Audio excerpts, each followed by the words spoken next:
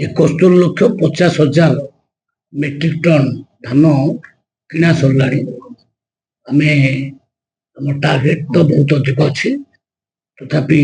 31 मार्च सुधा केते होची देखा जिवो आमे चाहूँ जड़े भी कृषकर टोकन लाभ न हो जड़े भी कृषक तार धान बिकबारे असमर्थ न हो समस्त धान किणवा योजना आम अच्छू तेणु 31 मार्च सुधा जना पड़ प्रकृत में केते धान किणा रवि ऋतु धान रवि योजना चली रवि ऋतु सब कृषक मान रजिस्ट्रेशन आरंभ हो आरंभ रजिस्ट्रेशन आरंभ करने आम अनुमति दे सारी जो मैंने धान रवि ऋतु बिकिबे से रजिस्ट्रेशन आरंभ करेंगे आरंभ हो बर्तमान जी लक्ष्य धार्य चलित टार्गेट आम 77 लाख मेट्रिक टन टार्गेट थिला अबिका 71,50,000 मेट्रिक टन किना सरला रोज किना चली बर्तमान 31 मार्च पर्यंत किना जो मैंने रही जाउची ता भितर अनेक जगह कहार रहइबो नै जोठी खबर मिलुची आम संगे संगे टार्गेट दौर प्रशासन को अलर्ट कर किण बोली कहार लाभ करने दबनी मार्च 31 सुधा जार रहिबो समान कथा कंसीडर मार्च 31 सुधा लास्ट तापर किणा तापर रवि आरंभ गोटे खरीफ टा टार्गेट होची लास्ट मार्च 31 टार्गेट केते परसेंट वर्तमान सर टार्गेट प्राय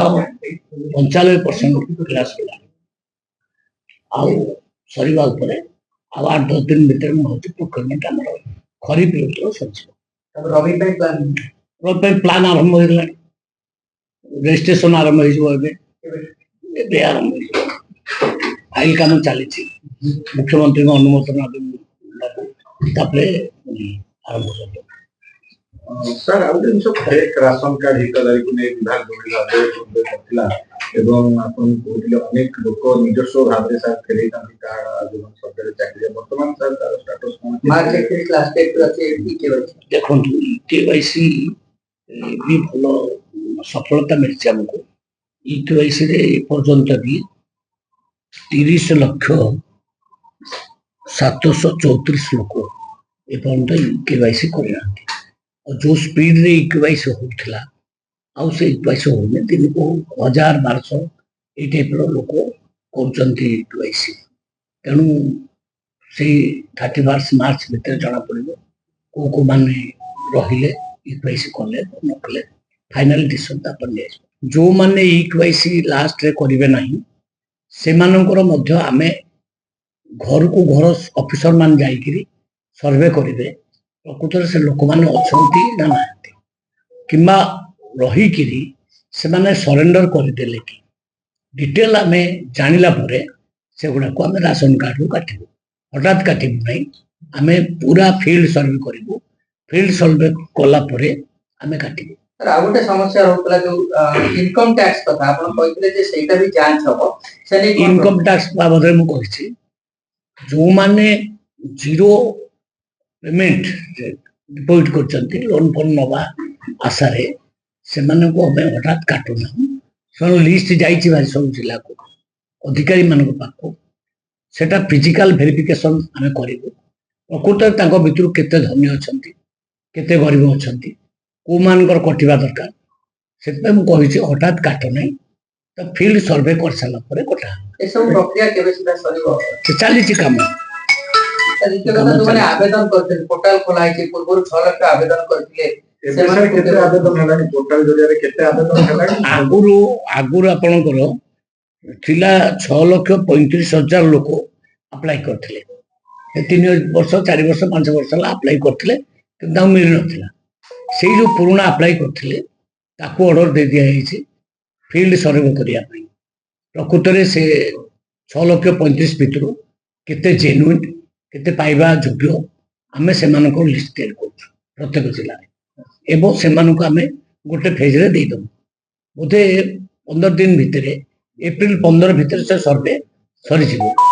एवं सरीगला पर से सर्वे ଆମେ ପ୍ରତ୍ୟେକ ଜିଲ୍ଲାରେ ବାଣ୍ଟି ଦେବୁ। ଦରକାର ପଡ଼ିଲେ ମାନ୍ୟବର ମୁଖ୍ୟମନ୍ତ୍ରୀଙ୍କୁ ଡାକିକିରି ଗୋଟେ ସମ୍ମିଳନୀ କରିକିରି ନୂଆ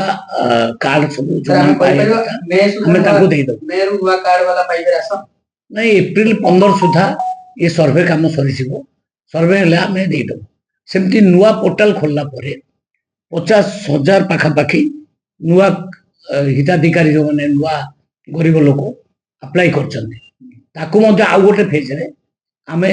ଏଟା ଆପ୍ଲାଏ ସରିଲା ପରେ କେତେ ଆପ୍ଲାଏ କରୁଛନ୍ତି ଆମେ ଦେଖୁଛୁ। ଆପ୍ଲାଏ କରିସାରିଲା ପରେ ଫାଇନାଲି ତାପରେ ଆମେ ଅର୍ଡର କରିବୁ, ତାକୁ ବି ସର୍ଭେ କରାଯିବ। ଖାଲି ଆପ୍ଲାଏ କରିଦେଲେ ଯେ ଦେଇଦିଆ ହବ ତା ନୁହେଁ। ଆପ୍ଲାଏ କଲା ପରେ ଫିଲ୍ଡ ସର୍ଭେ ହବ,